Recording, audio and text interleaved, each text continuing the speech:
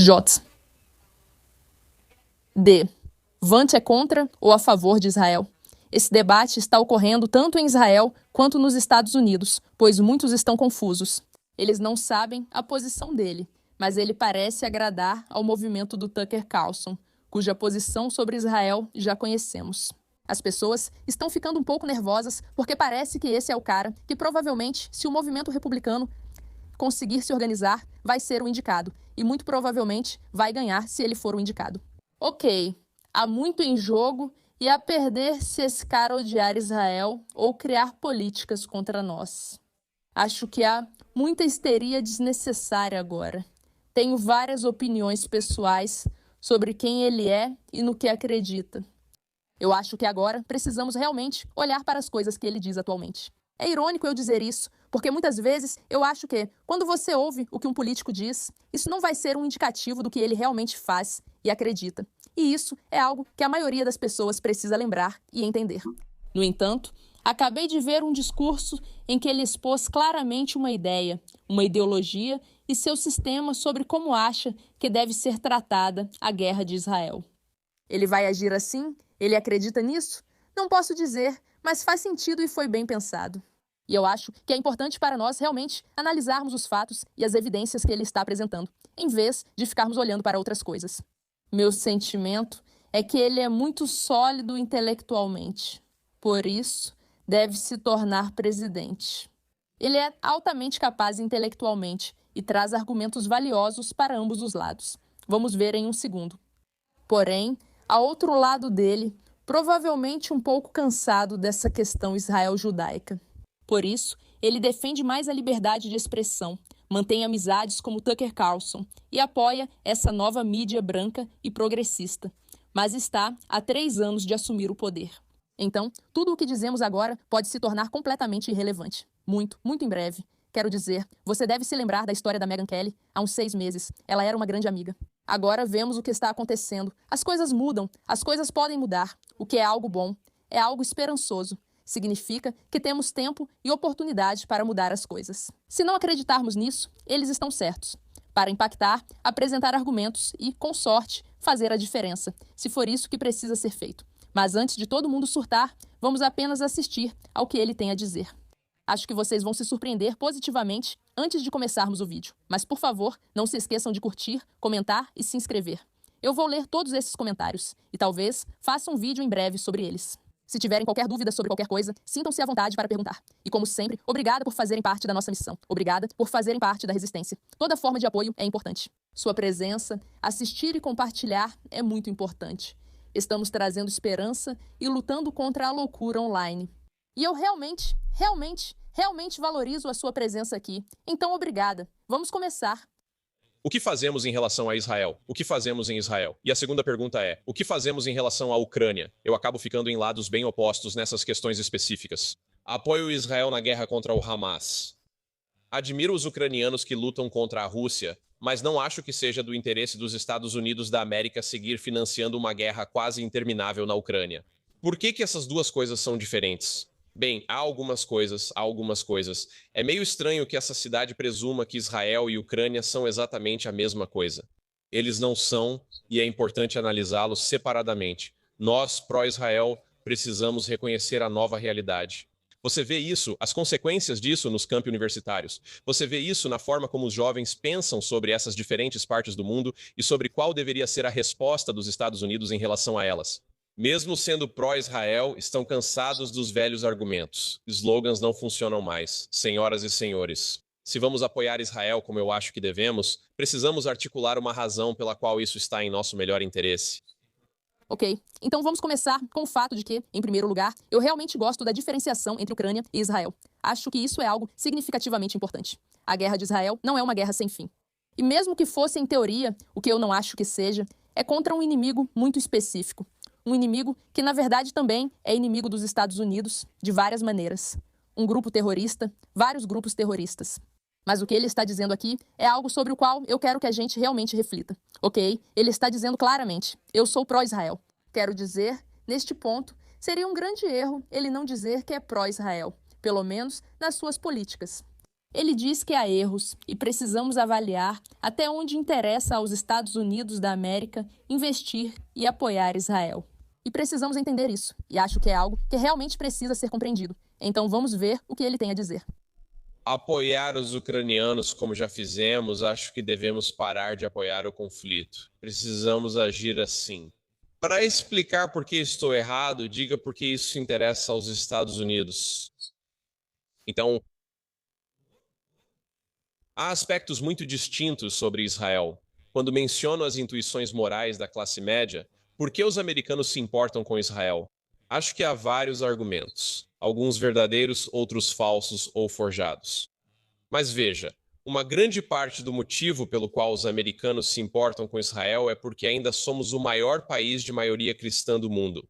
Isso significa que a maioria dos cidadãos deste país, incluindo eu como cristão, acredita que seu Salvador nasceu, morreu e ressuscitou naquela estreita faixa à beira do Mediterrâneo.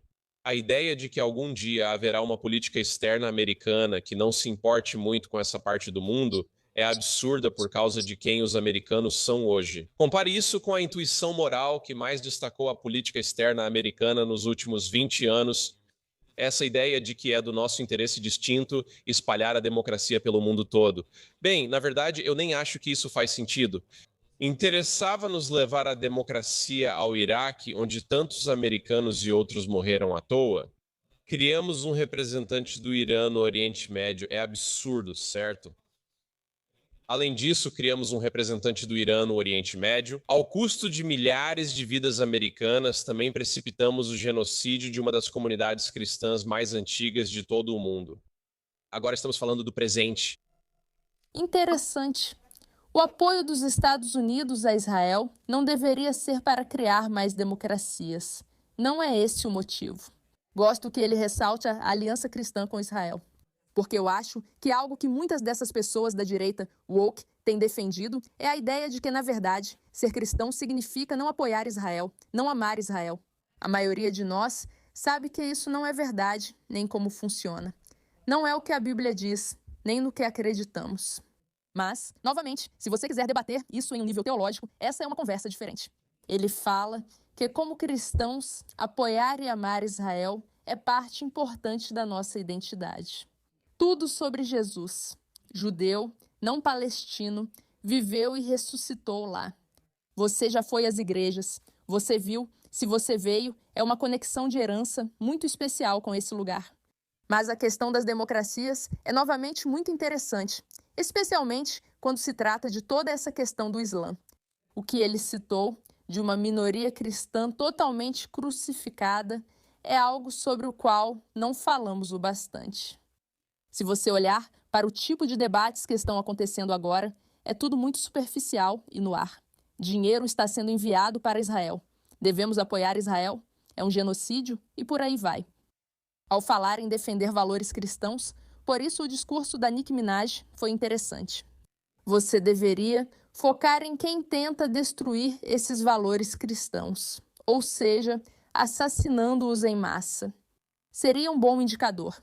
Agora, muitos reclamam de Israel, dizendo que o grupo cristão pode ter crescido ou se deteriorado. Na autoridade palestina, ele se deteriorou. Sob Israel judeu, cresceu. Ok, mas isso é secundário diante de quem diz: sim, não, queremos executar essas pessoas em massa. No fim das contas, essas pessoas são o inimigo e a antítese da América. Isso é algo sobre o qual realmente não se fala ou se normaliza o suficiente. Porque há uma pressão tão grande para meio que aceitar o Islã e a religião.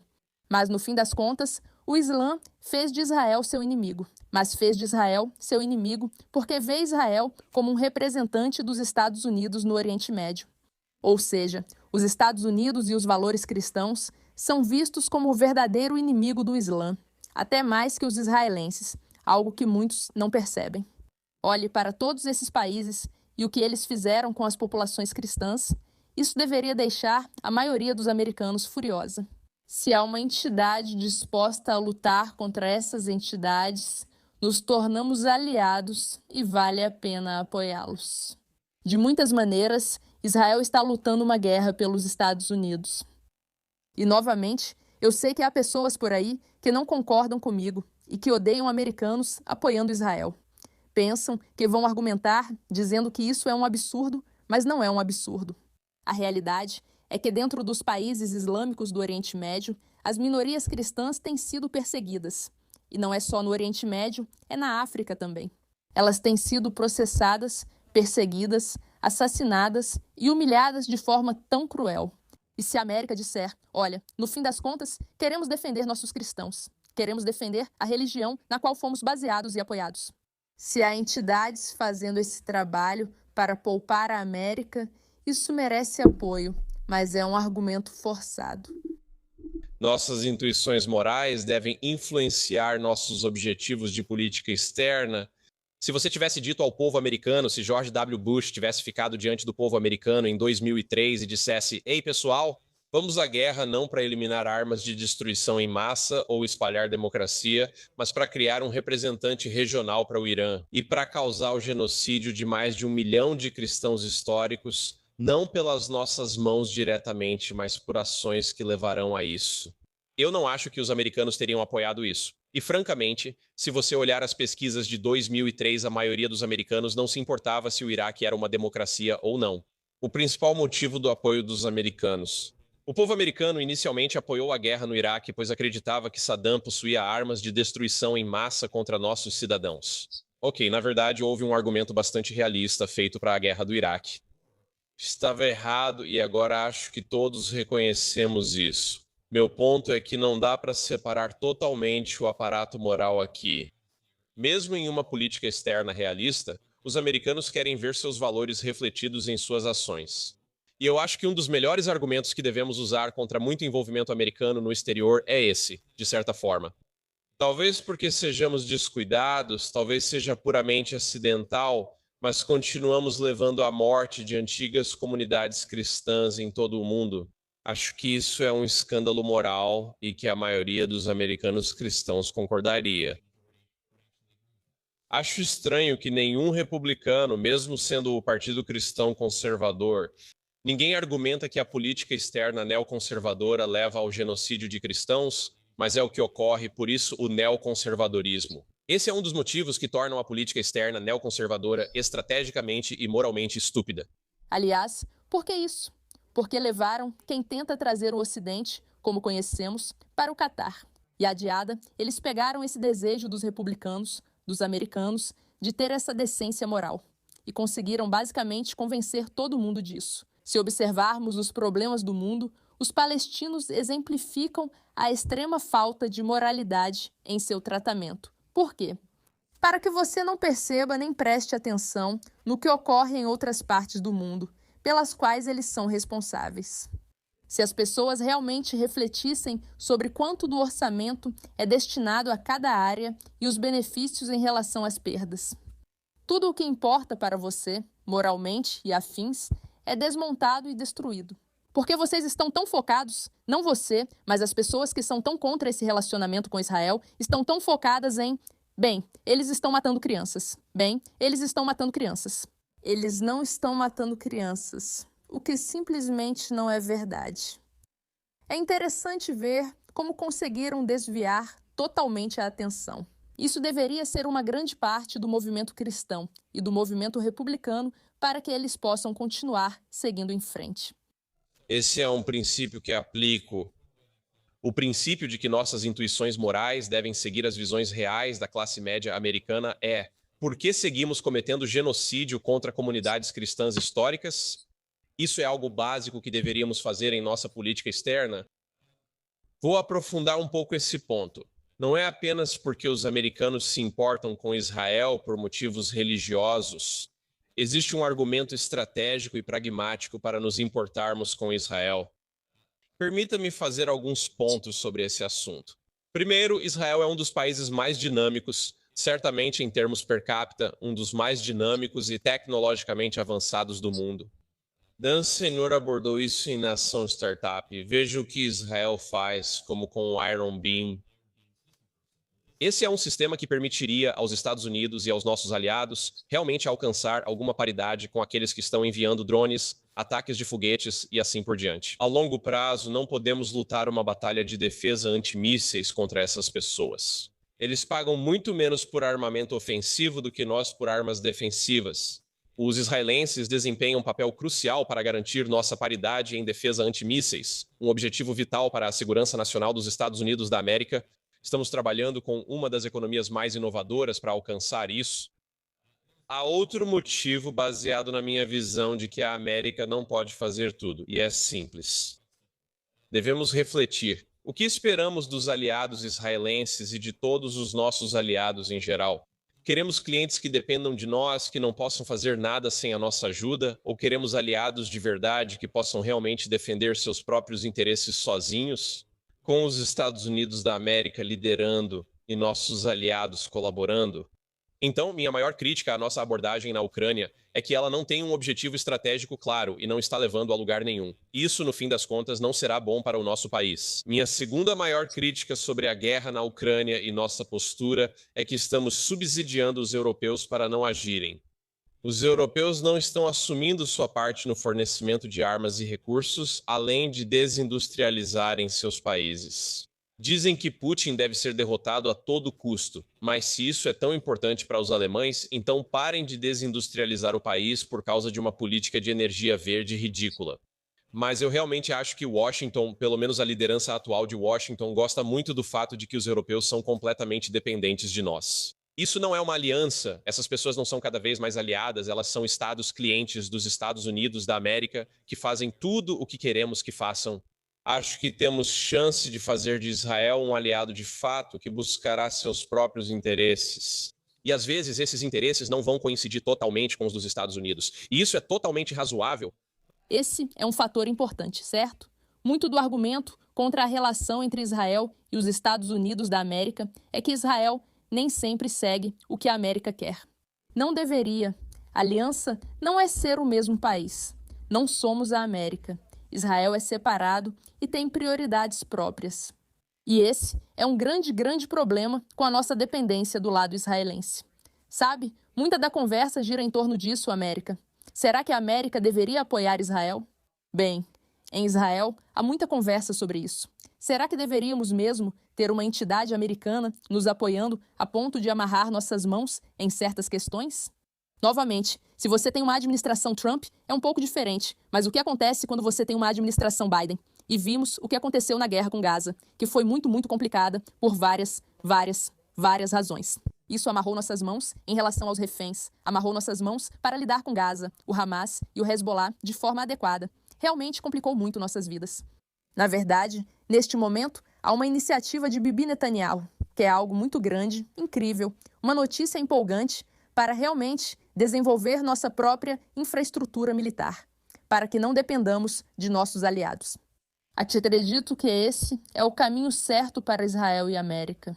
Amizade, mas sem dependência, com liderança americana independente, ajudando-nos e nos apoiando, porque eles entendem que as coisas que estamos fazendo são, na verdade, de benefício positivo para nós. Fornecemos aos Estados Unidos muita inteligência, conhecimento e habilidades de combate. É uma ótima colaboração, mas me incomoda a dependência.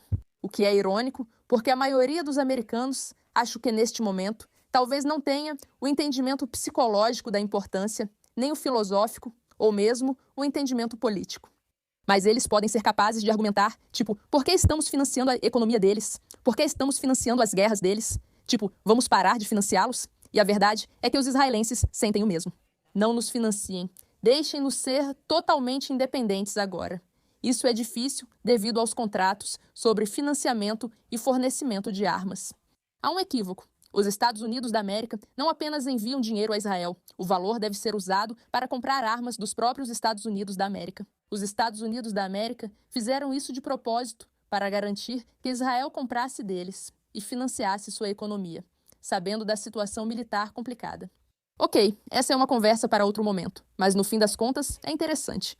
Muitos americanos e israelenses concordam que é preciso mudar para uma relação mais amistosa, mas sem dependência. Vocês não deveriam ter que nos financiar em quantias enormes, e nós não deveríamos ter que depender dos seus caprichos e necessidades políticas. para as decisões militares das quais nosso país depende e sobrevive. Eles são fundamentalmente autossuficientes. E eu acho que a maneira de chegarmos lá em Israel é justamente combinando a abordagem dos acordos de Abraão com a derrota do Hamas. Isso nos leva a um ponto em que Israel e as nações sunitas podem voltar a desempenhar um papel de contrapeso regional ao Irã. Não queremos nem nos envolver em uma guerra regional mais ampla. O ideal é garantir que Israel e as nações sunitas possam policiar sua própria região. Isso permite gastar menos tempo e recursos no Oriente Médio e focar mais no leste asiático. Assim como queremos que aliados atuem na Europa para focarmos no leste asiático, o mesmo vale para nações sunitas, Israel e Oriente Médio. Queremos focar mais no leste asiático. Eles terão que assumir mais a segurança regional, mas não conseguem. Israelenses só podem fazer isso se derrotarem o Hamas. Tem uma coisa interessante que é o motivo pelo qual deveríamos apoiá-los na guerra para acabar com as capacidades militares do Hamas. E uma das coisas que, sinceramente, é razoável as pessoas dizerem, embora eu ache que está errado, é: bem, você não pode derrotar o Hamas, é uma ideologia. Não é possível derrotar o radicalismo islâmico como ideologia e tentar criar democracias no Oriente Médio, para isso foi um erro. Mas você pode derrotar o Estado Islâmico como um aparato militar funcional, você pode derrotar a Al-Qaeda como um aparato militar funcional. E não há como os acordos de Abraão decolarem, o que nos permite nos afastar do Oriente Médio, a menos que Israel derrote o Hamas como um aparato militar funcional e construa algumas alianças reais com os estados sunitas. Acredito que a política externa americana no Oriente Médio tem esse objetivo. Por isso penso que deveríamos agir de forma diferente em Israel e na Ucrânia. Talvez você discorde. Fico feliz em ter essa conversa, mas é assim que eu penso fundamentalmente sobre isso. Focando no leste asiático, por que deixamos que as intuições morais da classe média americana influenciem nossa política externa, em vez de ideias como levar democracia a todo mundo? Essas são as maneiras como eu penso sobre esse conflito específico e alguns dos princípios que eu tenho e como aplicá-los lá. Ok, então aqui está a minha perspectiva sobre isso. No geral, existe um motivo. Esse homem provavelmente é o segundo homem mais poderoso do mundo e provavelmente vai se tornar o número 1 em breve. Ele é incrivelmente eloquente, incrivelmente conciso em seus pensamentos, sabe exatamente no que está pensando e tem um apoio muito, muito sólido. Então, por que tantas pessoas estão surtando com isso? Acho que, neste momento, ainda faltam 3 anos para as eleições e muita coisa pode mudar. Lembre-se da Megyn Kelly. Há 6 meses estava em outro lugar. As coisas mudam rapidamente. Essa é a realidade de como as coisas funcionam. Não acho que precisamos entrar em pânico, mas entendo o motivo das pessoas. Embora a posição dele sobre Israel seja muito clara, acredito que a questão principal é o antissemitismo, não Israel. A liberdade de expressão dele, somada aos vínculos com pessoas que declararam disposição para atacar judeus, está deixando as pessoas cada vez mais desconfortáveis. Isso indica que esse homem não será um grande inimigo de Israel, mas mostra que tem expectativas muito altas.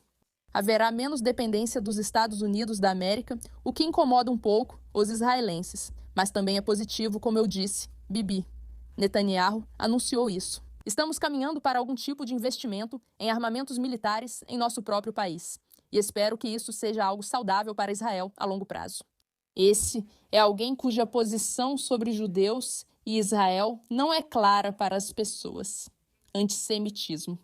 Mas, do ponto de vista militar e externo, ele fez um argumento sólido e não sou totalmente contra. Então, calma. Muita gente já falou comigo sobre surtar.